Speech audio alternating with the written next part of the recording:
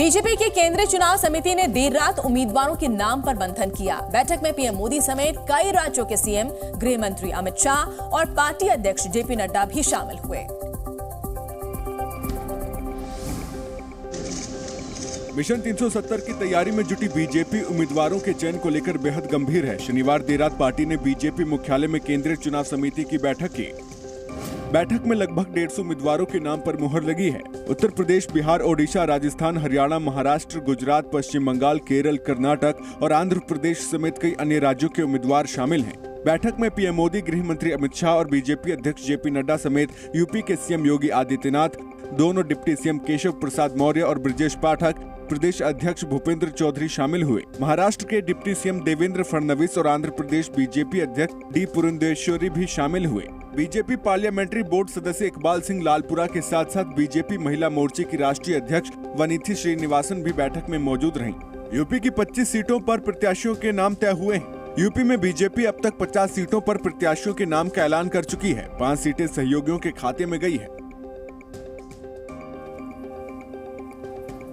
उधर देखिए, कांग्रेस ने भी 46 लोकसभा सीटों पर उम्मीदवारों के नाम का ऐलान कर दिया है। लोकसभा चुनावों के लिए उम्मीदवारों की ये उनकी चौथी लिस्ट है।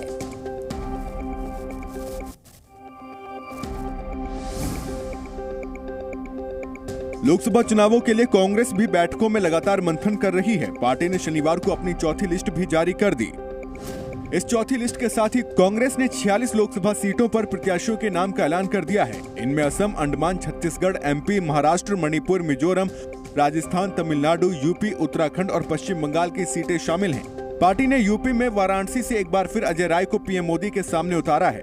अमरोहा से दानिश अली, बाराबंकी से तनुज पूनिया, झांसी से प्रदीप जैन आदित्य को मौका दिया है। बात मध्य प्रदेश की करें तो राजगढ़ से दिग्विजय सिंह, भोपाल से अरुण श्रीवास्तव, इंदौर से अक्षय बम, वहीं छत्तीसगढ़ के बस्तर से कसावी लखमा। वहीं चौथी लिस्ट में कांग्रेस ने महाराष्ट्र से भी 4 उम्मीदवारों के नाम का ऐलान किया है। नागपुर से विकास ठाकरे को और गोदिया से प्रशांत पटोले को मैदान में उतारा है।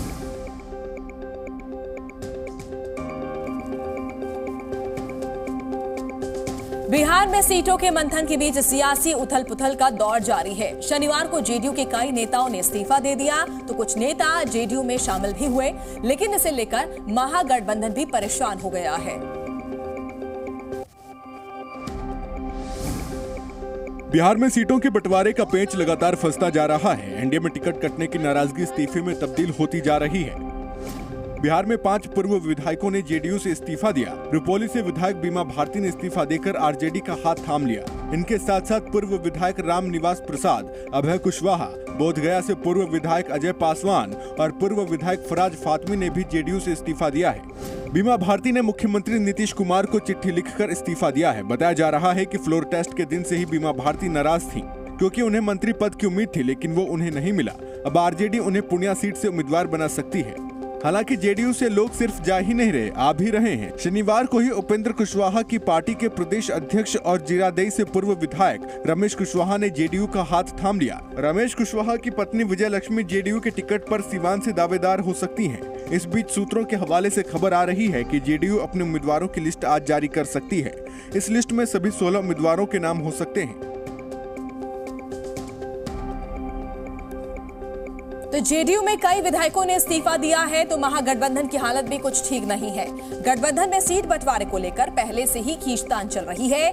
बीमा भारती को लेकर भी नाराजगी शुरू हो गई है। बिहार में अगर एनडीए में तकरार है तो महागठबंधन में भी सब कुछ ठीक नहीं है। सूत्रों के मुताबिक आज बिहार में विपक्षी गठबंधन भी सीटों का ऐलान कर सकता है। खुद लालू यादव इसकी घोषणा कर सकते हैं। कांग्रेस को 6 सीट देने पर सहमति बनी है, लेकिन दूसरी तरफ जेडीयू से आरजेडी में शामिल हुई बीमा भारती की दावेदारी पर अभी से तकरार का माहौल बन गया है। सूत्रों के हवाले से खबर है कि आरजेडी बीमा भारती को पूर्णिया सीट से चुनाव लड़ा सकती है। इसे लेकर पप्पू यादव का सोशल मीडिया पर बयान भी सामने आ गया है। सोशल मीडिया के पोस्ट की लाइन देखिए, लिखा है, मर जाएंगे कांग्रेस नहीं छोड़ेंगे, दुनिया छोड़ देंगे, पूर्णिया नहीं छोड़ेंगे। यानी पप्पू यादव ने पहले ही अल्टीमेटम दे दिया है कि पूर्णिया में क्या होने वाला है। घर में आ गए हैं और हमारे जो नेता है, हमारे जो माननीय पूर्व मुख्यमंत्री हमारे राबड़ी देवी जी हैं और हमारे भाई जो नेता विरोधी दल तेजस्वी जी है, और सभी के शरण में हम आ गए हैं।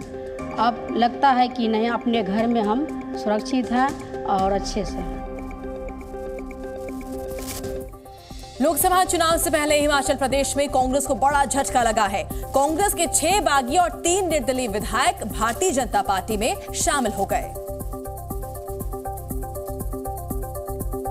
हिमाचल प्रदेश में कांग्रेस के साथ एक बार फिर खेल हो गया है। कांग्रेस के सभी 6 बागी और 3 निर्दलीय विधायक बीजेपी में शामिल हो गए हैं। कांग्रेस विधायक सुधीर शर्मा, रवि ठाकुर, राजेंद्र सिंह राणा, चैतन्य शर्मा, देवेंद्र भुट्टो और इंतर दत्त लखनपाल और निर्दलीय विधायकों के एल ठाकुर, होशियार सिंह और आशीष शर्मा ने बीजेपी का दामन थाम लिया है। बीजेपी अब सुक्खू सरकार पर विश्वास मत खोने का दावा कर रही है। जिन वायदों को करके पिछली सरकार हिमाचल प्रदेश में बनी थी, वो वायदे उतने ही झूठे थे जितने वो राजस्थान और छत्तीसगढ़ में थे। हिमाचल प्रदेश में सरकार बहुमत हो चुकी है। नैतिक अधिकार सरकार चलाने का अब है ही नहीं मुख्यमंत्री के पास। इधर बागी विधायकों ने कांग्रेस पर गंभीर आरोप लगाए। आज पूरे देश में कांग्रेस पार्टी जो है उसमें पूरी तरह पॉलिटिकल डिजास्टर हो चुका है और हिमाचल प्रदेश में कांग्रेस पार्टी का ही हाल हो गया है कि जैसे पेशेंट जो है वो वेंटिलेटर पे होता है। बागी विधायकों के बीजेपी में शामिल होने के बाद कांग्रेस के 34 विधायक बचे हैं।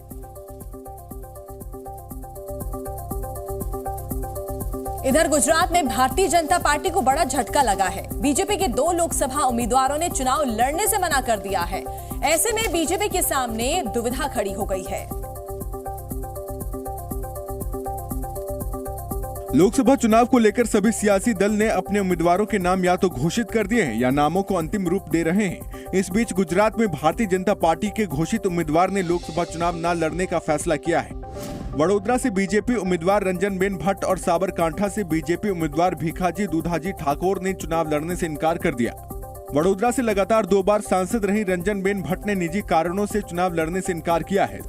सोशल मीडिया पोस्ट में रंजनबेन ने लिखा कि मैं रंजनबेन धनंजय भट्ट अपने निजी कारणों से लोकसभा का चुनाव नहीं लड़ने की इच्छा व्यक्त कर रही हूं। जी न्यूज़।